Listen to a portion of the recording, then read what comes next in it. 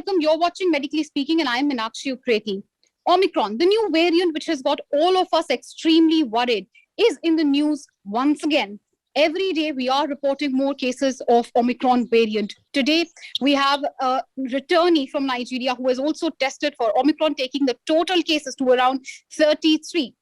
Is there something to worry about? Do we need a booster shot? There has been a new report from the UK which claims that the efficacy of 2 shots starts to deteriorate and a booster shot is absolutely necessary. But can we have that in India? There's an ethical debate. A large number of population unvaccinated. What really is the approach for our country? We'll be discussing that in a great detail. I have a doctors conclave of doctors of the country, medical minds who have come together to explain and talk about the same elaborately. I'd like to very quickly welcome all of them. I have Dr. Rajesh Chawla. He is a senior pulmonologist from Apollo Hospital. Dr. Dhiresh Gupta. He is from the Gangaram Hospital. Dr. Suman Lal. She is senior consultant. And we also have Dr. Rajesh Garg from AIMS. I'm going to start with Dr. Chawla. First of all, sir, as far as Omicron is concerned, sir, we know that it is more infectious than Delta. It can spread faster.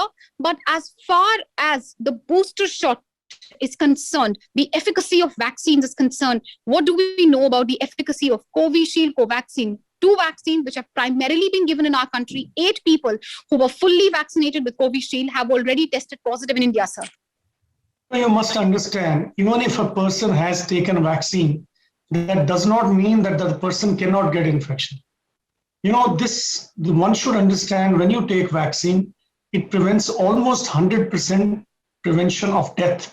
The person who's taken vaccine, he will not get a severe disease. And even if they get, there is a chance that he will not die from it. That is the number one you must understand. Of course, it does prevent infection in certain individuals, but in certain people, the infection can occur, but it would be a very mild disease. Okay. So these patients who've been vaccinated have got, but as you know, the Omicron, overall, it is causing very mild disease. Hardly anybody is getting a severe disease or mortality because of this. So it is important to get a shot of vaccine. First 2 shots of vaccine. India need to complete these 2 shots for most of the people, because 1 crore and 31 lakh people have already got the vaccine, 1 shot or the other, and almost 49% have got 2 shots, 49 crores rather, and 36% have got we have still to cover almost more than 60% of the population with both the vaccines. So it is important to take vaccine, but I think Omicron, one must understand, can occur, but it would be a mild disease. And Omicron also is all the vaccines provide some efficacy against the new variant as well. All right, but Dr. Gupta, yes, of course, the reports coming in till now are a little positive. We know that the Omicron variant may cause just mild disease, sir. But as far as the booster dose is concerned, why can we not have that in India? Yes, I agree with Dr. Chawla that there is a large part of population which is yet to be vaccinated. So yes, the government does have an ethical debate in front of it.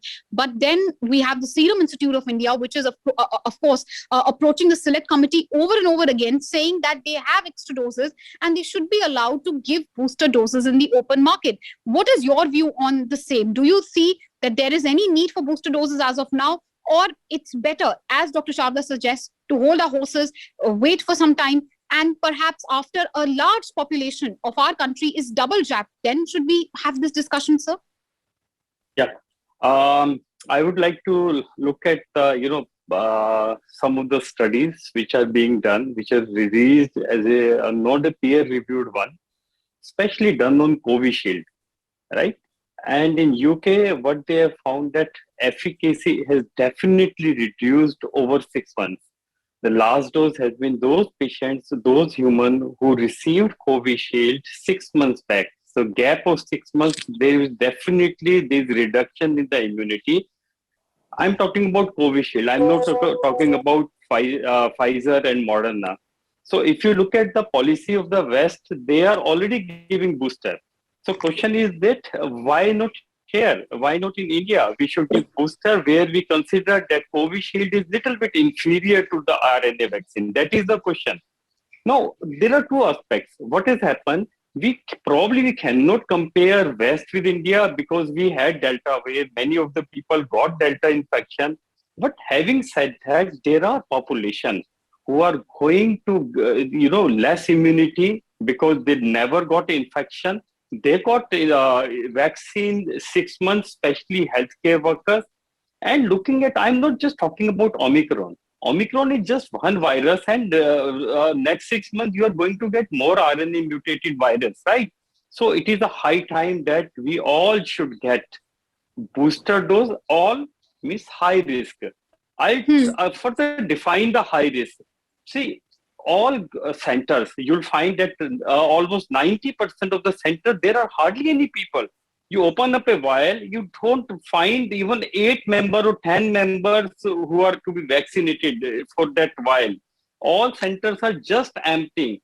We are wasting our time, we are wasting our resources. And today also I found that there were 5 centers. I visited 5 centers and none of the center had even a single person in the queue who was due for vaccination. So it means despite that our 60% population are still needed to be vaccinated, but we are not utilizing. So 2 mistakes we are committing. One is people who are vulnerable. They are not getting booster. That is a huge blunder which this government is going to perform. Means they are not analyzing. They are just analyzing in the whole population. I mean to say those people who never got infection, whose vaccination was done 6 months back, they should get vaccination. This is the high time. All right, point taken. Divided view that happens very, very rarely in our panels, especially considering we have only medical experts. But Dr. Suman Lal, since you deal with pregnant women, children very, very closely, now there are reports coming in, ma'am, that children are also very vulnerable to the Omicron variant. There are many children who are getting hospitalized in South Africa. We very highly depended last time on the immunity of children. First of all, would you say at this time, forget booster shots, perhaps we should look at vaccinating our children at the earliest? Basically, when we look at the pregnant women, previously we had a hitch. The pregnant women are not coming for the vaccination. Now they are going forward for the vaccinations and they are not having any problem. Based on that, we can say that all pregnant women, even in any of the trimester they are, or if they are planning for the pregnancy, they should go for the vaccination. First 2 doses are important for them. The second, when we look at the healthcare... But booster for pregnant women? Yeah, just I'm coming. When we look at the healthcare workers who were given the vaccination in January and February, and we have given them only 4 weeks apart. They were females and they're planning for the pregnancy now, and they are the candidate where we should provide them booster because one, we have not given a 3 months gap. We have given only a 4 weeks gap. Therefore, immunity is less in them. At the same time, they are the candidate who are at the high risk because they are healthcare workers. And we have seen in the second wave of COVID, lots of doctors and healthcare workers, despite the 2 doses of vaccine, has succumbed to death. So therefore, it's important to start the vaccination. So, point taken, ma'am. Maybe vaccination for comorbids, vaccination for frontline workers, such as healthcare workers, such as, of course, you all as well included. Fair enough, fair point, ma'am. And Dr. Garg, since you're from the AIMS and you're in the trauma center and you've seen, of course, the most critical cases even when COVID was at its peak in Delta, and that's not scenes which we would want to see again. Now reports coming in that the efficacy of the vaccine starts waning in 9 months. Of course, one of your own colleagues, Dr. Vig, has written a very elaborate report with the Lancet on the efficacy of Covaxin coming down to just about 50%. Do you see that there is a need of booster shots at this point of time, or would you agree with Dr. Chawla that we are sitting in an ivory towers in urban areas talking about boosters for us, but whereas there is a large part of population perhaps in rural areas which is yet to be vaccinated? They're very vulnerable. There are 2 aspects. I think this is an interesting question, but there are 2 aspects of it. One is when we say the 100% coverage of the population for vaccine. So we have been discussing in earlier panels also something called the herd immunity. And we have also seen the first and second wave with the last people of getting infected with COVID. So when we talk about this herd immunity, so we have to provide a coverage of 100% of population with at least first and second dose. So this should be the primary target as of now.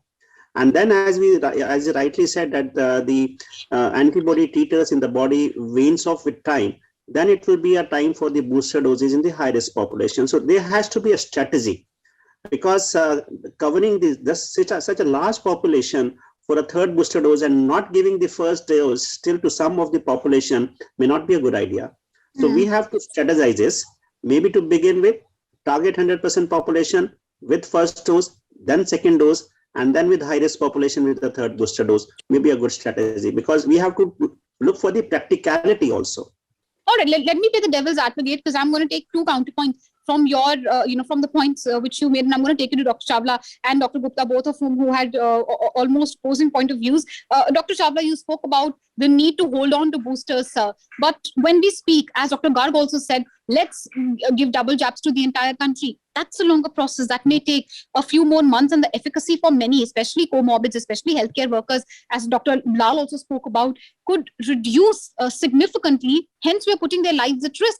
Considering at a time when you have the Serum Institute, which is coming forward and saying that, look, our vaccines are going waste. We have reports every day coming in, sir, of a large pile of vaccine, which is just sitting in the centers, vials which have not been opened, as Dr. Gupta very elaborately and eloquently spoke about, sir. Do you not think perhaps it is a pertinent discussion to have, and the government should act on it sooner than later? Perhaps don't start booster tomorrow, but at least in a few months, we should at least start hearing of what the government's policy is on booster shots? No, I was talking about covering the whole population with the vaccine. And I'm not against, it is a well-known fact that the immunity, at least the antibodies go down. But we still do not know what happens to the T-cell immunity. The other thing is that to people who are at a very high risk, like the healthcare worker and the patient with comorbidities who had their vaccine more than, it should be strategized more than 6 months or 9 months, they can be given a booster dose if there is enough availability of the vaccines. Okay. This should be there, because you should not give booster and you're not no availability of vaccine to the people where it is not covered. Fair point, sir. And Dr. Gupta, you had advocated for giving boosters perhaps even right away, sir. But again, as I said, I'm playing the devil's advocate here, sir.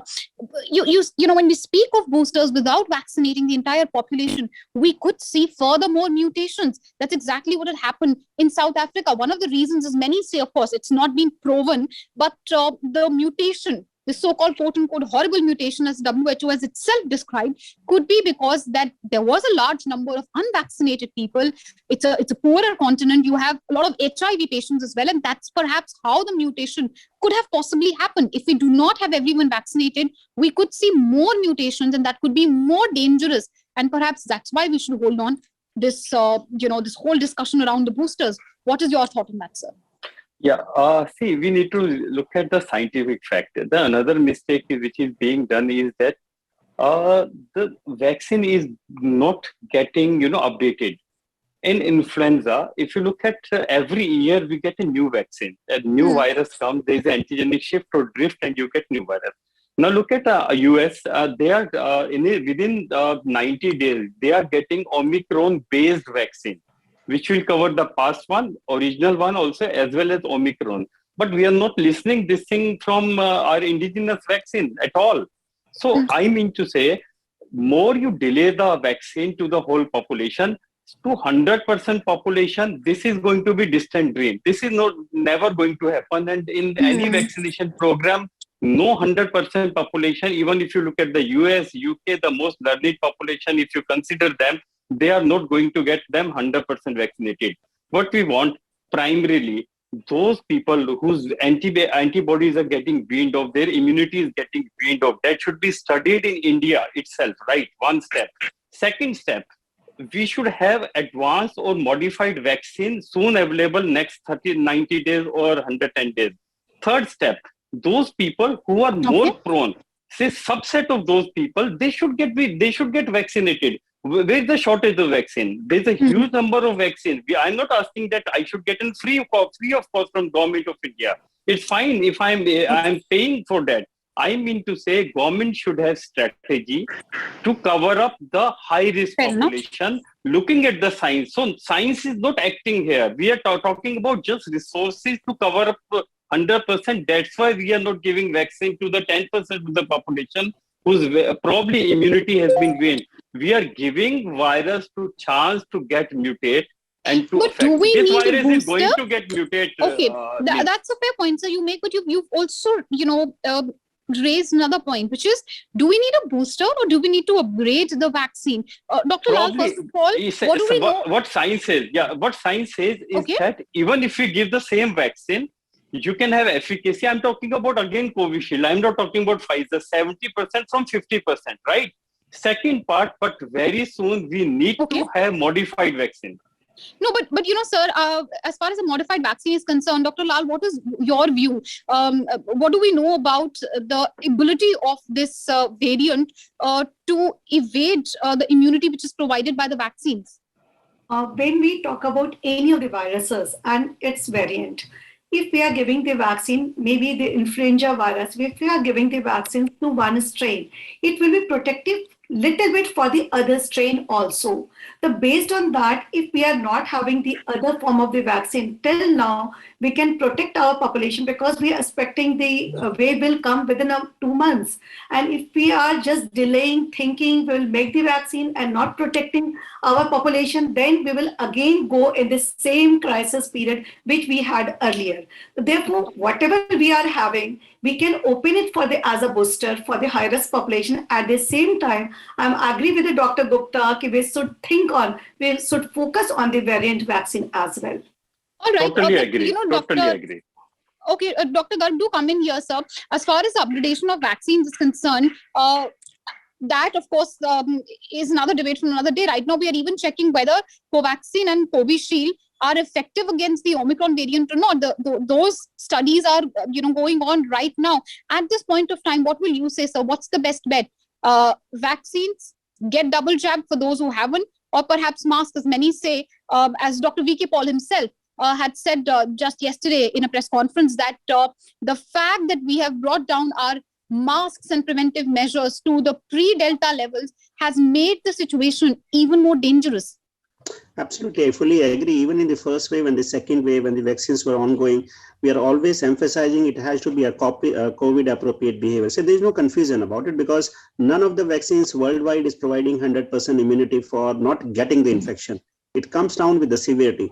So we have to look for that factor also. So COVID appropriate behavior, whatever the variants are coming, and with these type of viruses with past experiences, some of these cycles will come on for some more time. So we cannot say that even with this Omicron, this will be an end of COVID. They will be coming in some other variants which will be mutated and coming into the society. So at this point, we have to follow the COVID appropriate behaviors. We have to provide the 100% coverage for the first and second jab of vaccines, whatever it is, and follow the COVID appropriate behavior. So no confusion about it. Right. So you must follow COVID appropriate behavior. And that's a point which we wanted to emphasize on as well. But at the same time, sir, till what extent, Dr. Chawla, can you keep upgrading vaccines? You have one variant which is coming now. In a few months, you may have another variant. What really is the way ahead? And I ask you as a layman, because a lot of us are just waiting to hear one answer from all of you doctors. When will this end, sir? When will we go back to our normal lives? This is not a new thing for virus to mutate. Yes. You know why the influenza virus vaccine is given every year? Because the new strains comes. So the new vaccine contains the new strains. That's why every year in September, October, depending on the hemisphere, they release the vaccine. Similarly for Omicron, or for COVID-19, this is going to happen. This is with time. Probably with time, we'll have more data to know what happens to the immunity in these, and then probably you may have to take the vaccines every year, and eventually I think it will be part of the influenza vaccine or a common vaccine. But And right that's, now, I think that really seems to be the way forward, sir. And since it was rather short debate, I'm just going to take a last question very quickly from Dr. Lal and Dr. Garg. Dr. Lal, do you also agree with Dr. Chawla that it should eventually become a part of the government policy, like you have immunization programs? Perhaps we should have yearly COVID immunization for the citizens as well, considering we are seeing these new mutations every year and the efficacy of the vaccines waning? Yeah, when we look at the virus, which is changing and mutating every 4 months or 6 months, we may need the vaccine every 4 to 6 months or year, depends on the mutations. Yes. All right, and Dr. Garg, as far as AIMS is concerned, we had seen, we always see, I mean, not just earlier when the COVID, cases were at their peak, we see a large influx of patients, a very skewed doctor-patient ratio. Fortunately, of course, fingers crossed, the situation is not half as bad as it was when the Delta variant was at its peak. But how prepared are our hospitals this time around? And I don't ask you just for one hospital, the one which you are representing, but from the government point of view, considering there could be children who are at risk and most of them are unvaccinated? I think this is a good question, and I can assure you that a lot of work has been done in the last almost 5-6 months for teaching, training, creating infrastructure. So it appears to me that after the second wave, which was managed to a large extent with the lesson learned from the second wave, the infrastructure, teaching and training, including the pediatric, is very well done. I have seen that even for training of the medical officers at distant areas with telemedicine, with online mode, they have been working very well. And I'm sure that in case, unluckily, if something happens, we'll be able to do it very properly. All right, point taken, sir. And I hope you're as prepared as you say. And of course, and I really hope that the cases do not peak this time around. Last word to you, Dr. Gupta. What will you say, sir? As you part, what will be your message to the people? Yeah. First of all, any system cannot take care of such a huge population. We have seen recently gone dengue season, all systems failed. I mean to say, I will little bit differ from Dr. Garg that it's all government claims, but when any minister get infection, they run to private institutions. I mean to say, we know that past 70 years, except premier institution, nothing have got nothing out of, especially in medical science. But definitely, after second wave, when big people thought that they have to live here and they cannot go abroad, they have improved the general conditions. So that has definitely happened. I would say 20-30% improvement is there. But having said that, such a huge population, no healthcare system, even healthcare system like UK, US will crumble within days. Second part, your question, sir, everybody is fed up of COVID and when this will end. So it's recently Nature has published a very beautiful article. They found that they went back to 1980, where they searched an old COVID, that is 229E virus, and how that evolved over the years. So in this virus also, they are expecting over the time, it may lose its potency and it may become like cold cough virus. And that really is a hope, sir. And I wish really I could continue with this debate. Apologies, there was technical error from our side to begin with, which did delay this. And we had to really shorten the debate. But certainly we have been able to pack in as many views as possible. Of course, booster shots, there is a divided house here. Some say that you need boosters at the earliest. Others, of course, are adopting or rather advocating a more cautious approach. Let's see what the government takes. Of course, as far as most of our viewers, fortunately or unfortunately, in urban areas are concerned, we are all eagerly waiting for the booster shots. And I hope Dr. Garg is correct. This time around, the preparations are much better, but hope things don't come to that pass. As of now, thank you for all our guests for taking out time to speak to NewsX. Thank you, sir.